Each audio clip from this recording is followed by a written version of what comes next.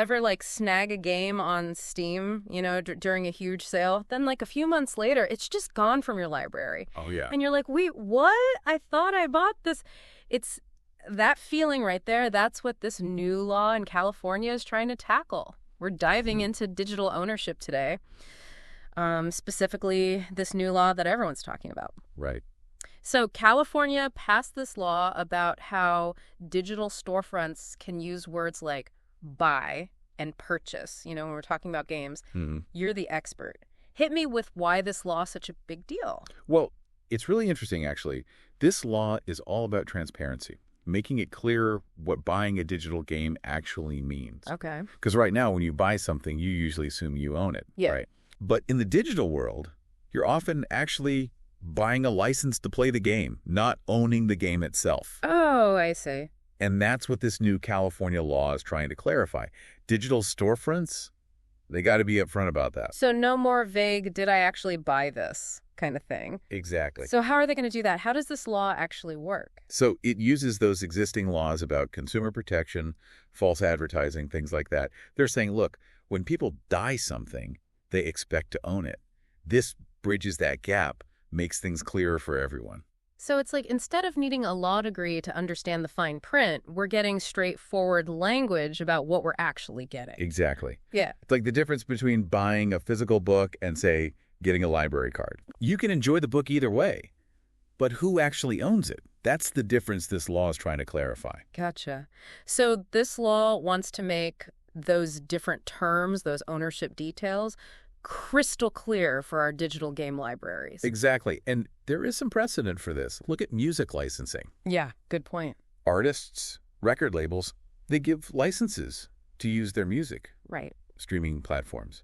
They pay for the right to stream the songs.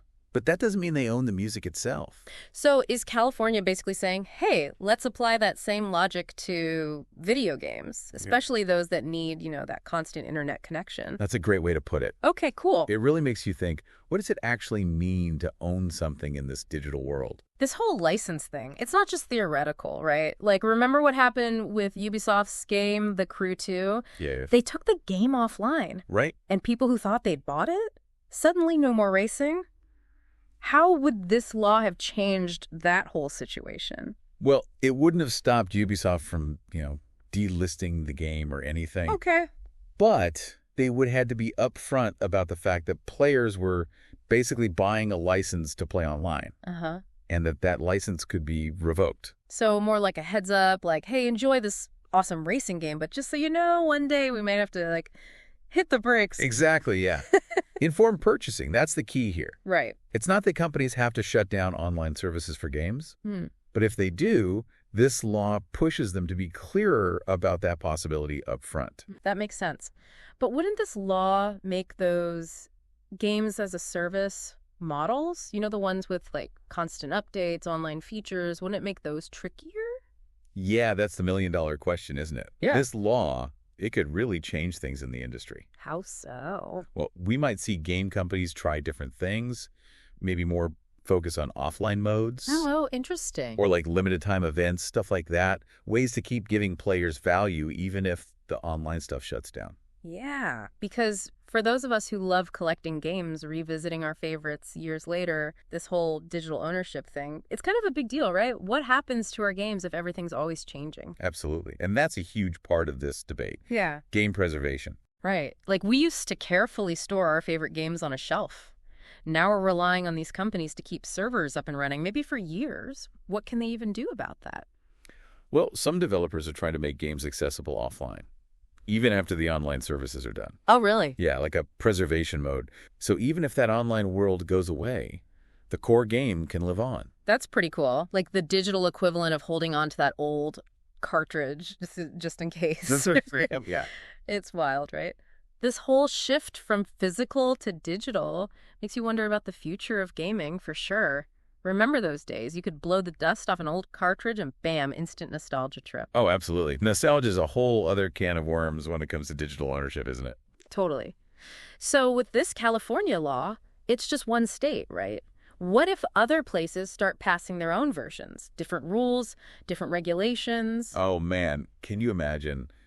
Total headache for everyone, developers, gamers, everyone. It'd be like trying to buy a game online, but the rules change depending on where you live. Exactly. Yeah. A real digital Wild West, right? Yeah. Which is why I think this is bigger than just California. You think so? This could be the first of many. Other states, maybe even entire countries, could start rethinking this whole digital ownership thing. It's like we're all figuring out the rules of the game while we're playing, right? That's a great way to put it. And that's why conversations like this are so important. Got to make sure everyone's on the same page. Totally. Well, on that note, we've got to wrap up this deep dive, but this is a topic that'll keep evolving, right? Digital ownership, it's not going away. Not at all. It's the future, isn't it? Figuring out what it means to own something in a digital world. Exactly. So we'll leave you with this. Think about your own digital library. If these games are more like licenses, does that change how you view them? Does it change how you connect with those stories, those characters? Hit us up on social media. Let us know your thoughts. Until next time, game on.